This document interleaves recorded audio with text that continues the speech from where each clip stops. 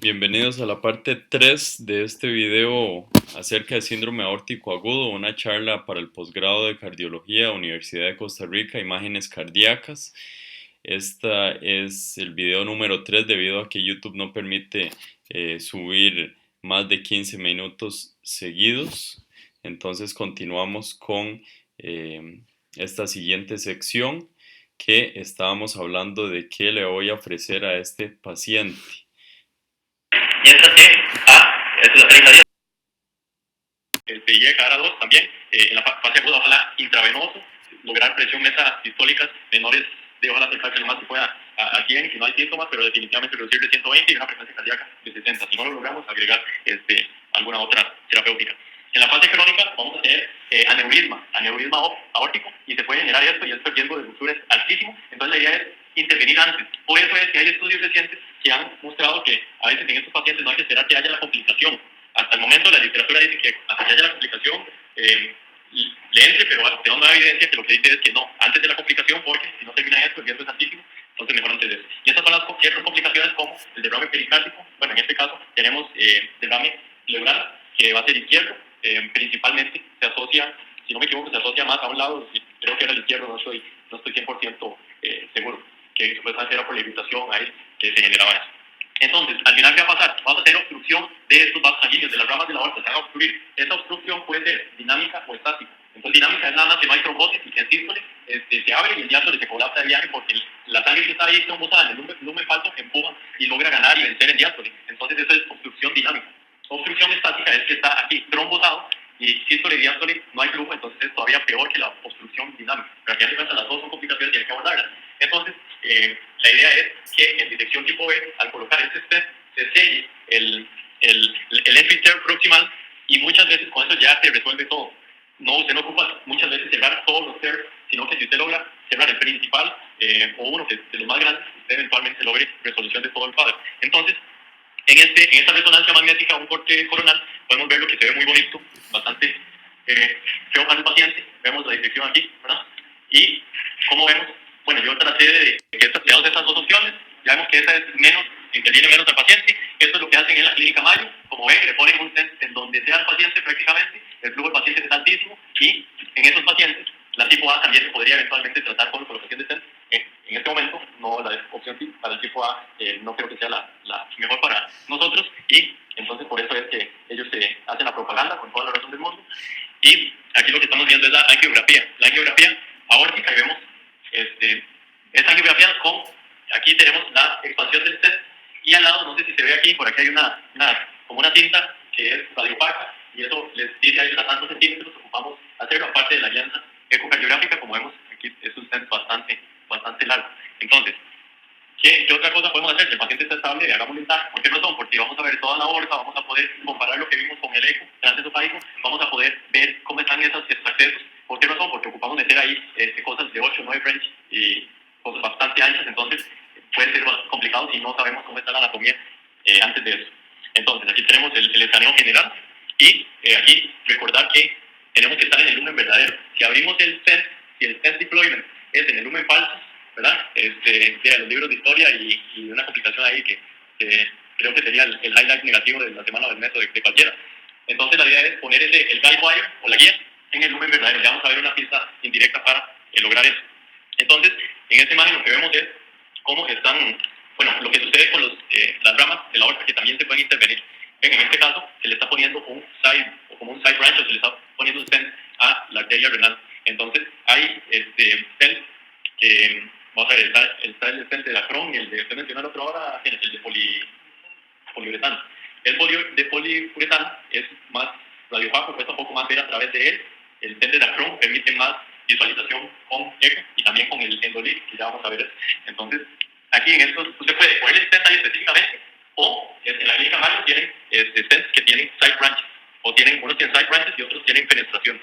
Entonces, puedo usar así, dependiendo del estudio que le da al paciente, puedo usar alguna de las dos.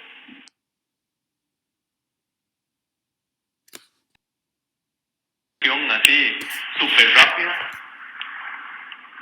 Aquí estamos viendo con side branches y cómo están metiéndolo, cómo están pintando ahí, cómo están posicionando la imagen no sé si era de TAC, con medio contraste, y están con esos side branches escogiendo qué más van a abrir, y prácticamente van a hacerle una full metal jacket a la aorta. Esto es cómo se ve el lumen falso. Aquí vemos el FTR en la angiografía. Entonces aquí vemos lo que les dije, esta regla radiofáctica que nos dicen directamente a qué distancia estamos, y aquí vemos dónde estaba el problema, y ya vamos a ver con cuando se infla el stent, cómo eso desaparece. Bueno, no quiso correr. Bueno. Ok, aquí tenemos el IBUS. El IBUS es bastante bueno, pero ya sabemos más o menos las limitaciones.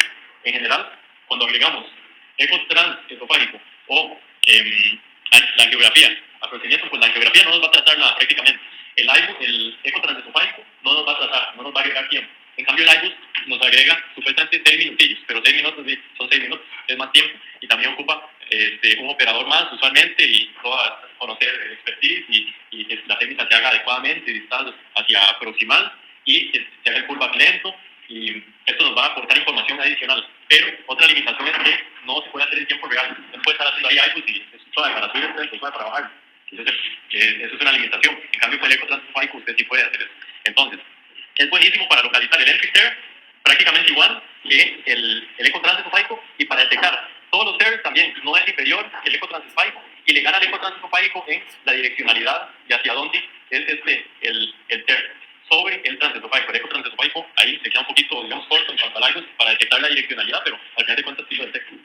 Entonces, esto es una tabla que muestra comparativamente las fortalezas y las debilidades de cada uno. Las fortalezas del transesofágico, todo lo que está en verde es que no hay diferencia de significación. Como vemos, la mayor parte de las cosas, el transesofágico nos ayuda a identificarlo. Mientras que ahí le gana el total de entries, gana el IBUS sobre el transesofágico. El que se queda ahí rezagado de último es la geografía. En prácticamente todos, como ven, lo único que está ahí en verde es ¿cómo se llama? Cuando se cierra el próximo entry tear, o la entrada proximal. Ese va a ser uno de los principales que nos va a ayudar, porque probablemente ese es el que quisimos entrar desde un principio y era el que probablemente se veía mejor. Entonces vamos a buscar ese resultado en la geografía. Luego tenemos este flujograma o algoritmo que nos ayuda a usar este eco transesofágico intraprocedimiento. ¿Qué vamos a hacer? Que cuando se va a colocar el stent, primero hay que asegurarnos que la guía vaya en la lumen verdadero, provecho, vaya en el lumen verdadero. ¿Cómo nos damos cuenta de eso? Porque con medio contraste y las velocidades podemos ver un poco de la diferencia entre el lumen verdadero y el lumen falso. Ahí, en este caso no usan la palabra smoke, pero indirectamente es eso lo que vamos a ver. Vamos a ver que lo usamos aquí poco después. Entonces, bueno, aquí está. Sí, vamos a ver, cuando estamos colocando el stent, o cuando están colocando el stent, hay eco contraste espontáneo en el lumen falso, significa que hicimos las cosas bien, estamos haciendo las cosas bien. Entonces, una vez nos brincamos estos otros pasos, hermanos, los vamos a brincar, igual deberíamos ser en general, pero ya sabemos que hicimos las cosas bien, inflamos el lumen verdadero, porque esa velocidad disminuida en el falso, si usted lo abre, entonces si era sangre que todavía estaba entre comillas líquida, en el falso se va a terminar metiendo si es comunicante. O sea, si hay otras comunicaciones, se va a terminar metiendo otra vez a la aorta. Si no hay comunicación debajo, se va a quedar afuera en el lumen falso y se termina trombosando.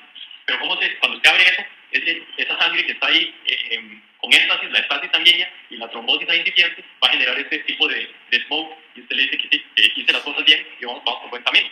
Entonces, si no vemos eso, ¿qué vamos a hacer? Vamos a usar el Doppler color y vamos a bajar el límite Nyquist a 25 centímetros por segundo. Algunos decían que primero 50 y irlo bajando. Si no, en general hay varios estudios que lo han hecho con 25, casi que de forma generalizada, porque a esas velocidades lo que vamos a detectar es lo que está en el lumen falso. Nada más que eso prácticamente vamos a estar detectando. Entonces, si lo que vemos ahí es, podemos ver porosidad del dacron, que esto es un tipo de endoleak en general que ya vamos a ver, o podemos ver leak peristent. Entonces, el endoleak es una cosa que se genera, es una comunicación que se genera, que en general no lo queremos, es un efecto, bueno, muchas veces adverso, en la mayoría de los casos, no queremos ver endoleak.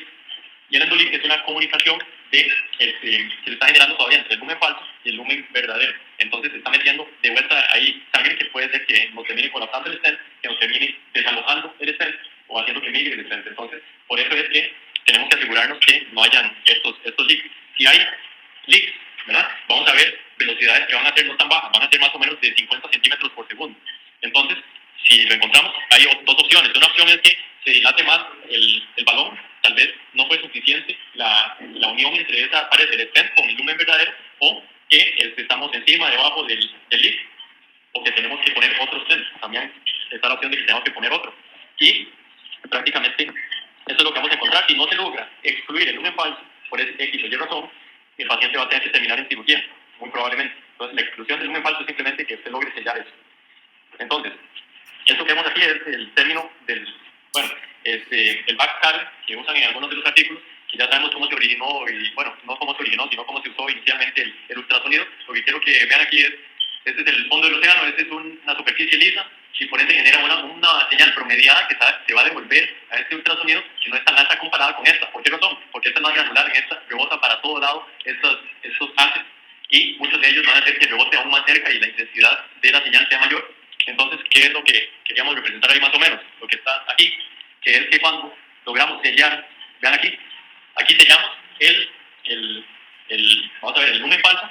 ¿Y qué pasa? Termina haciéndose eso, se termina trombosando, y al trombosarse genera una señal mucho más granular que se va a volver a ese haz ultrasonográfico, y esta señal puede ser vista como el típico smoke. Entonces, esto es, en caso de, aquí estamos viendo lumen verdadero, lumen falso. Paso de flujo del lumen verdadero al falso.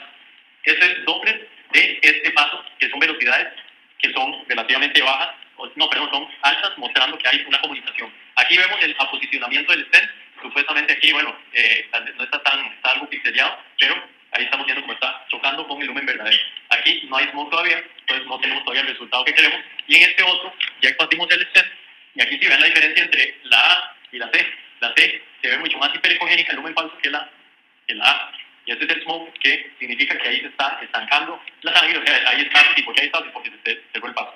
Y entonces aquí vemos que el flujo es mucho menor, si es menor a 25 centímetros por segundo, probablemente se resolvió, y a 50 puede haber otro endolic, y si es aún más, hay otro TER. Entonces, aquí estamos viendo básicamente lo mismo, la misma zinc Doppler color con el Doppler color, y aquí estamos viendo un resultado óptimo en donde no hay presencia de doble lumen. En este, lo que nos quiere señalar la imagen es dónde está el hematoma, vamos a ver, intramural, y hasta dónde llega, que eso está aquí prácticamente.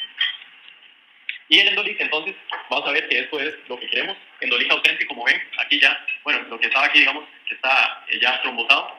Aquí se ve el posicionamiento del stent con el TAC. Estos son los tipos diferentes de leak. Hay tipos 1 al 5, los vamos a ver tal vez de forma aquí ilustrativa, y el tipo 1 es el más frecuente, es como un 15-20%, entre el tipo 1 y el tipo 2 son los más frecuentes. El tipo 1 es aquí, es arriba o abajo, entonces es el tipo 1. Y como vieron, tiró el stent para otro lado, lo movió. Ese es el tipo 2, entonces son otras arterias, ramas que se están comunicando hacia el lumen. El tipo 3 es ya a nivel intermedio del propio stent. Tipo 4 es como porosidad, entonces hiperfiltración es lo que hablamos del sacro, es como un lloriqueo, entre comillas, que no necesariamente es patológico, puede verse fisiológicamente, pero hay que estarlo siguiendo. Y el tipo 5 creo que era uno que no encajaba en el test. Y este es el efecto dominó, que uno de los que protege o le gusta mucho esta idea es un speaker que estuvo en el Congreso Europeo ahora este año, apellido Cerny, que de hecho es uno de los que publican o tiene más que ver en los estudios en intervención percutánea de disección.